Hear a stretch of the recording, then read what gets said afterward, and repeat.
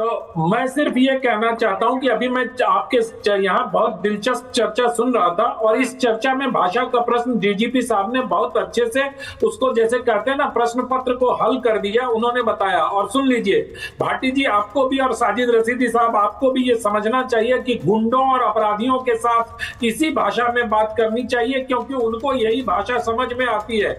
आज तक उनको बाबू भैया कह के समझाया गया, वो समझ नहीं पाए। तौकीर रजा एक अपराधी है जिसने बरेली के शांतिपूर्ण माहौल को खराब किया है। तो अगर योगी आदित्यनाथ ने उनके लिए ऐसे शब्दों का प्रयोग किया तो बिल्कुल ठीक किया। यही भाषा समझने के लायक है, काबिल है। आप लोग 2010 का आरोपी है दंगों का। ये बरेली में जो दंगे 2010 में हुए थे, तौकीर रजा उसका आरोपी है और उस पर अब तक कुछ कार्रवाई क्यों नहीं हुई थी? मैं तो इस बात के लिए योगी आदित्यनाथ के प्रशासन को प्रश्नों के कटघरे में खड़ा करता हूं कि जिस दिन उन्होंने वीडियो जारी किया था उसी दिन उनको जेल में क्यों नहीं डाल दिया गया तौकीर रजा को? अगर उसी दिन जेल में डाल दिया जाता तो आज जो मुस्लिम समुदाय के युवा लड़के उनके बहकावे में आकर इस तरह से, और आज आपको पता है एआई के जमाने में हर चेहरे की पहचान हो सकती है। पुलिस आजकल टेक्नोलॉजिकली बहुत इक्विप्ड है। आप लोग भड़काते हैं। और अभी भाटी साहब बहुत अच्छे मित्र हैं हमारे। भाटी साहब ने एक बात कही कि हिंदू जमात के लोगों ने वहां आपत्ति जताई। भाटी साहब, मुझे सुकून मिलता है मेरी हिंदुस्तान में, मेरी अजान से। ये भारत है जो सुरक्षित है गीता के ज्ञान से। ये पोस्टर भी उत्तर प्रदेश में लगा है। जरा इस पोस्टर की तरफ भी देख लीजिए, आपको सुकून मिलेगा। और वो आपके हिंदू भाइयों ने ही लगाया है, वो किसी मुसलमान ने नहीं लगाया है। आई लव मोहम्मद से किसी को कोई आपत्ति नहीं है। आई लव मोहम्मद, किसी को किसी भी प्रकार से कोई आपत्ति नहीं है। लेकिन जब इस पवित्र नारे की आड़ में या पवित्र वाक्य की आड़ में आप पत्थरबाजी करोगे, आप पुलिस पर गोलियां चलाओगे, आप आह्वान करोगे कि सैलाब आएगा, तुम अपनी बंदूकें तैयार रखो। मुझे तो बड़ी उम्मीद थी कि भाटी साहब अपने समाजवादी पार्टी की जो नवोदित प्रवक्ता हैं उनकी इस बयान की लानत मलामत करेंगे। मेरा ये मानना है आनंद जी कि ये तौकीर रजा कौन है? ये पहले जो एक बार भड़काने की बात कह चुके हैं मुमताज जी, वो पहले भी कह चुके हैं कि जेनजी निकल आएगा सड़कों पर, फिर तुम्हारा क्या हाल होगा तुम खुद देख लेना। जो इस तरह की बातें करते हैं वो, अब उनको अगर पुलिस ने अरेस्ट किया है, आपको लगता है उसके पीछे कोई तथ्य नहीं है, ऐसे ही अरेस्ट कर लिया? ये पहले भी भड़काऊ बयान देते आए। अब लोग तो उतर गए ना सड़क पर, लोगों ने तो प्रदर्शन में शामिल भी हो गए, उन्हें लगा प्रदर्शन है, जाएंगे सड़कों पर। बहुत बहुत शुक्रिया सुचरिता जी। सारे पैनलिस्टों को आदाब, नमस्कार।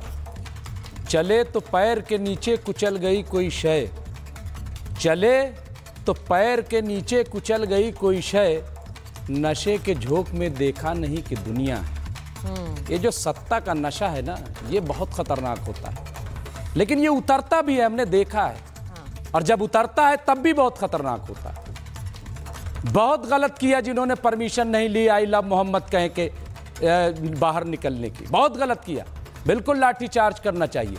लेकिन फतेहपुर में मकबरा पर जब हमला किया गया तो परमिशन लेकर के की गई थी, और परमिशन सरकार ने दी होगी तभी तो। जब आगरा में हजारों लोग करणी सेना के तलवार लेकर के वहां पहुंच गए तो वो भी परमिशन ली गई थी, बगैर परमिशन के थोड़ी गए थे। और अभी जब अयोध्या से मुसलमानों को निकल जाना चाहिए तो ये बयान जब आया विनय कटियार का, तो ये भी परमिशन लेकर के ही बयान दिया गया होगा। इसी तरह से नरसिंहानंद जब बयान देते हैं, जब हिंदू राष्ट्र की बात करते हैं, तब भी परमिशन लेकर के। और जगह जगह जहां हिंदू राष्ट्र के लिए ये कॉन्फ्रेंसेज हो रही हैं, ये भी परमिशन लेकर के। तो ऐसे ही मुसलमान लोग भी करना चाहिए। लेकिन मुसलमान तो दंगा ही है, वो तो परमिशन ही नहीं लेता इस सब चीजों की। बाकी सब कितने अच्छे लोग एक परमिशन ले रहे हैं। आप बताइए, बाबरी मस्जिद को परमिशन लेकर के गिरा दिया गया। गुजरात में दंगा हो जाता है, वहां पे हजारों लोग जला दिए जाते, मार दिए जाते, परमिशन लेकर के किया जाता है। मुसलमान बेचारा जो है वो परमिशन ही नहीं लेता, क्योंकि दंगाई है, वो झगड़ालू है। तो सरकार सीधा आरोप है कि मुसलमानों को टारगेट कर रहे हैं आप ये करके। इन बातों का ये परमिशन की बात दूसरी है। आप सिर्फ टारगेट मुझे आखिर में मैं टारगेट मुसलमान है। सबसे पहले बात तो ये है, ये लोग जवाब दे देना। आप इसे ठेका लेकर आए। अरे तो सवाल ही तो जवाब दे रही हूँ। टारगेट मुसलमान है आपका। अनिला जी, ये लोग ना झूठ बोलने का ठेका लेकर आए हैं। अब इनके ठेकेदार कौन है यहाँ मुझे बताने की आवश्यकता नहीं है। हाँ। जिसको मतलब वो सब समझते हैं कौन ठेकेदार बैठे हुए हैं, ये ठेका लेकर आए हुए हैं। हाँ। अरे किसने रोका था? कि आप आई लव मोहम्मद जो है मकबरे पे हमला हुआ था फतेहपुर में कि नहीं, बताइए। पुलिस क्या कर रही थी वहाँ पे? कोई कार्रवाई पुलिस ने वहाँ की? आप पेट्रोल बम क्या इजाजत लेके गए थे? क्या परमिशन पुलिस ने की थी? आप बताइए।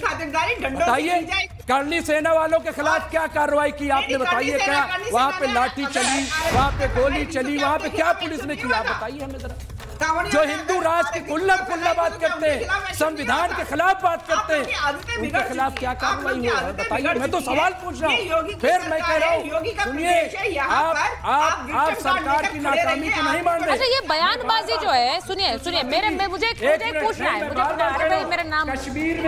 कश्मीर में पत्थरबाजी रुकी।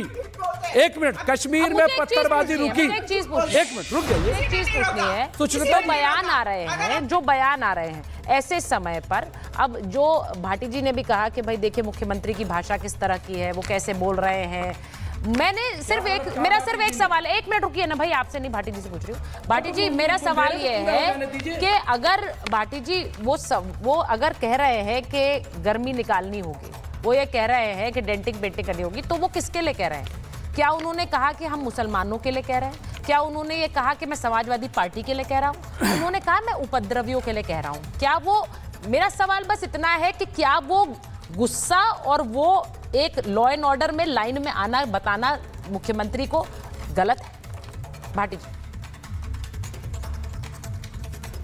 देखिए, अभी पहले अनिला जी ने भी और अनंत विजय जी ने भी मेरे वक्तव्य के बारे में टिप्पणी की। मुझे ऐसा लगता कि ये जो सोच के आए थे इन्होंने वो बोला, मैंने जो बोला था वो सुना ही नहीं इन्होंने। उन्हें जरूरत ही नहीं थी सुनने की। मैंने शुरुआत इस बात से की थी कि प्रदर्शन की आड़ में कोई पत्थर चलाता है तो वो बहुत गलत है, उसे सहन नहीं किया जा सकता। और ये जो भाषा बोली जा रही है, तौकीर रजा की भाषा से सहमत नहीं हुआ जा सकता। मैंने शुरुआत यहाँ से की थी। किसी हिंसा का समाजवादी पार्टी समर्थन नहीं करती, मैंने ये भी बोला था।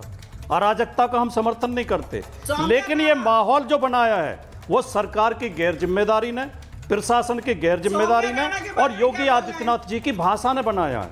योगी आदित्यनाथ जो लगातार धमकी की भाषा बोलते हैं, और ये बात हमारे अभी एक साथी पैनलिस्ट बोल रहे थे।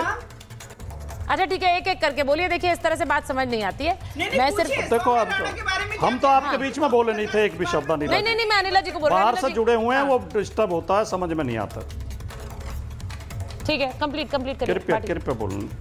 अभी एक साथी पैनलिस्ट बोल रहे थे, मैं नाम नहीं सुन पाया, उन्होंने बहुत अच्छी बात कही है। जब फिरोजाबाद में, उसमें आगरा में करनी सेना के लोग एक निर्वाचित सांसद के घर पे हमला कर रहे थे, तब तो योगी जी ने नहीं बोला कि इनकी गर्मी निकाल दूंगा, इनकी डेंटिंग पेंटिंग कर दूंगा।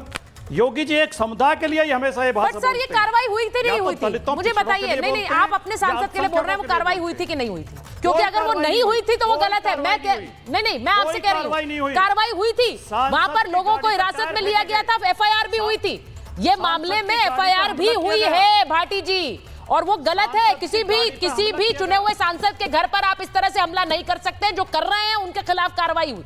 मैं ये कह रही हूं उनके खिलाफ FIR भी दर्ज हुई थी। आप अगर ये कहते हैं, और देखिए मुझे ये सिर्फ कहना है कि अगर आप लोग सियासी दल के नेता हैं, कोई भी हो, अनिला जी हो, आप हो, यहाँ पर मौलाना साहब हैं, पत्रकार साहब हैं, मैं ये कहती हूँ कि इस समय सब लोगों को अपने बयानों के जरिए ऐसा संदेश देना चाहिए कि यहाँ आग ना लगे। क्योंकि मैं बार बार कहती हूँ, हमारे बच्चे, आने वाली पीढ़ियां, वो क्या सीखेंगे इससे, और उसके बाद आने वाले समय में कैसा हम माहौल देकर जा रहे हैं, ये जिम्मेदारी हमारी और किसी की नहीं।